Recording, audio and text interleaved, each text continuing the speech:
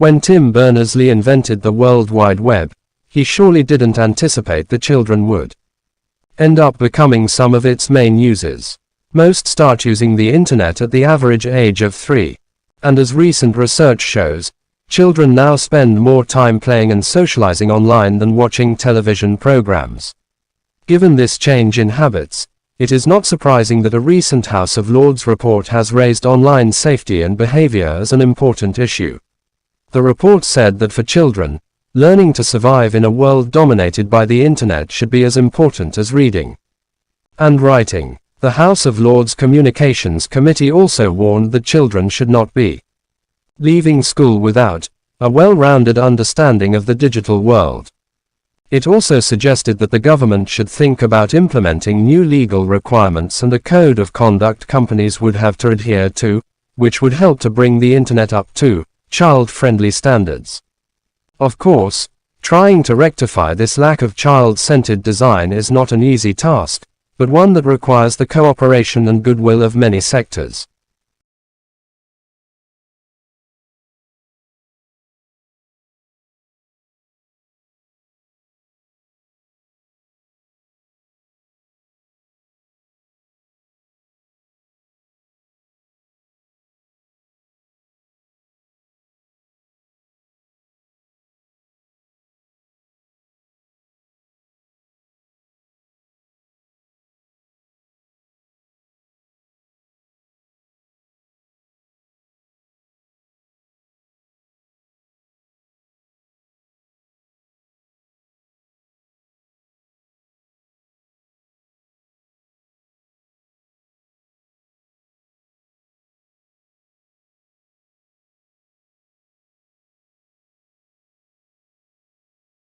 What nutritional guidelines should we be following? Well, probably the best source of nutritional guidelines are those that are issued by the American Cancer Society or the National Cancer Institute. And the American Cancer Society, for example, offers 4 really basic, simple nutrition guidelines. The first guideline, which in my mind is the most important, is to choose most of the foods that you eat from plant sources, and we can talk in more detail about that in a moment. The second guideline is to limit your intake of high-fat foods, particularly from animal sources. The third guideline is to be physically active and achieve a normal, healthy body weight. And the final guideline is to limit consumption of alcoholic beverages if you choose to drink at all. So Susan, one of the things we always hear about from the American Cancer Society is this 5-a-day recommendation. Maybe if you could explain to our listening audience what that actually means. The 5-a-day recommendation is a very simple way of communicating the message to increase consumption of these plant foods.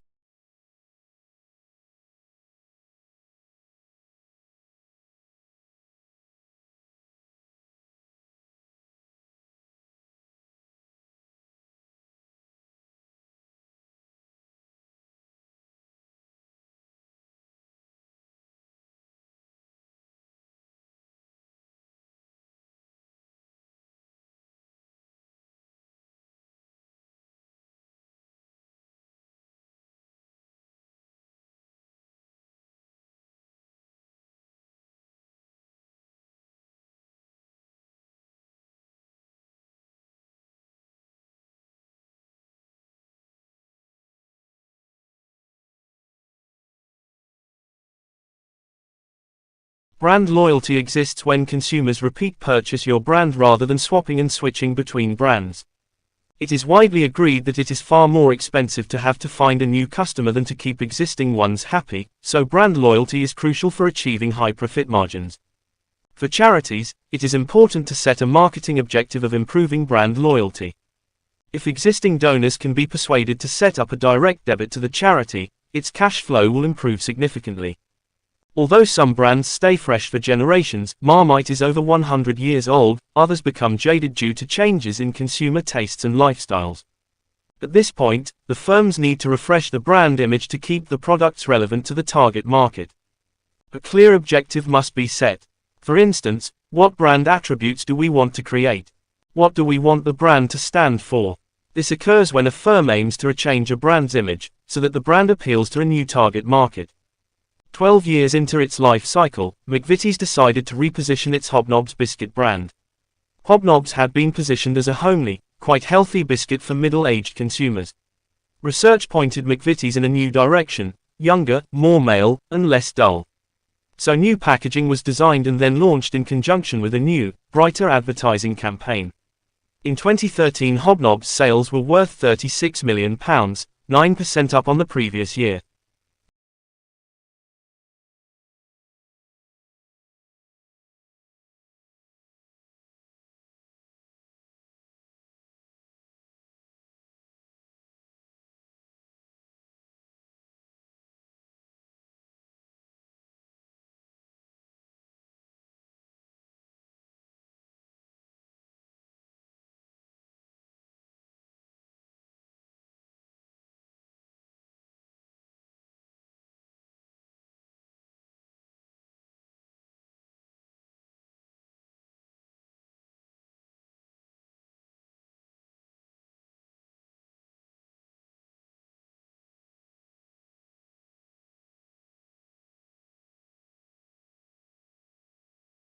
When people start thinking about language, the first question which often occurs to them is this: is language natural to humans?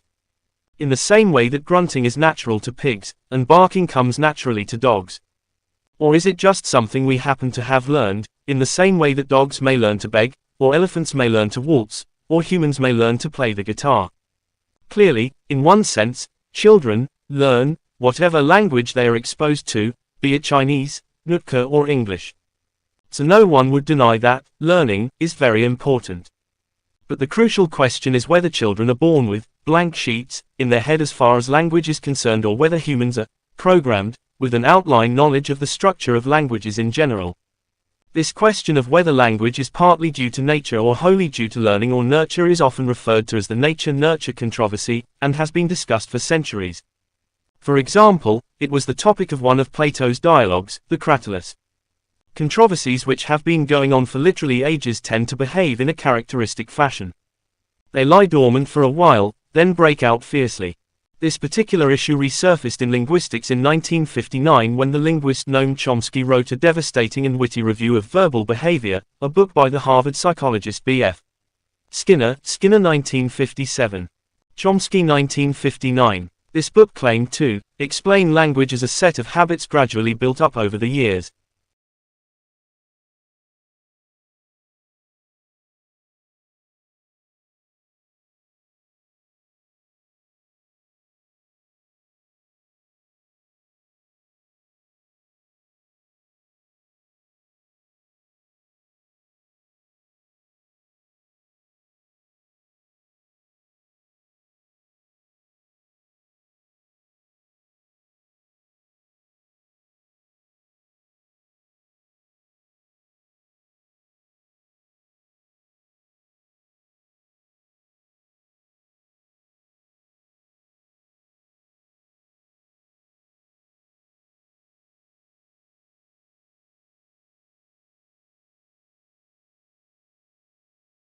A leader can define or clarify goals by issuing a memo or an executive order, an edict or a fatwa or a tweet, by passing a law, barking a command, or presenting interesting idea in a meeting of colleagues. Leaders can mobilize people's energies in ways that range from subtle, quiet persuasion to the coercive threat or the use of deadly force. Sometimes a charismatic leader such as Martin Luther King Jr. can define goals and mobilize energies through rhetoric and the power of example. We can think of leadership as a spectrum, in terms of both visibility and the power the leader wields. On one end of the spectrum, we have the most visible, authoritative leaders like the President of the United States or the Prime Minister of the United Kingdom, or a dictator such as Hitler or Gaddafi. At the opposite end of the spectrum is casual, low-key leadership found in countless situations every day around the world, leadership that can make a significant difference to the individuals whose lives are touched by it. Over the centuries, the first kind, the out in front, authoritative leadership has generally been exhibited by men. Some men in positions of great authority, including Nelson Mandela, have chosen a strategy of leading from behind. More often, however, top leaders have been quite visible in their exercise of power. Women, as well as some men, have provided casual, low-key leadership behind the scenes. But this pattern has been changing, as more women have taken up opportunities for visible, authoritative leadership.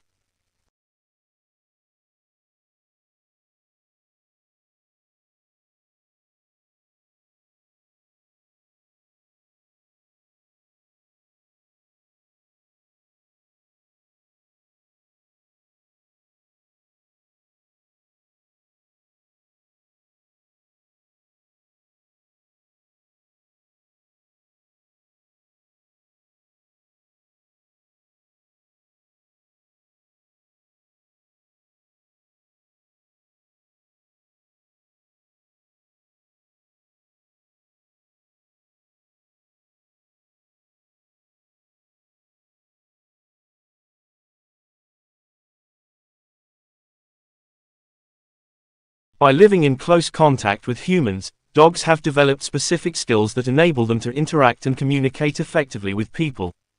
Recent studies have shown that the canine brain can pick up on emotional cues contained in a person's voice, body odor and posture, and read their faces.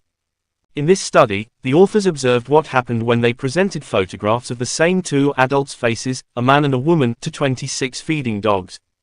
The images were placed strategically to the sides of the animal's line of sight, and the photos showed a human face expressing one of the 6 basic human emotions: anger, fear, happiness, sadness, surprise, disgust, or being neutral.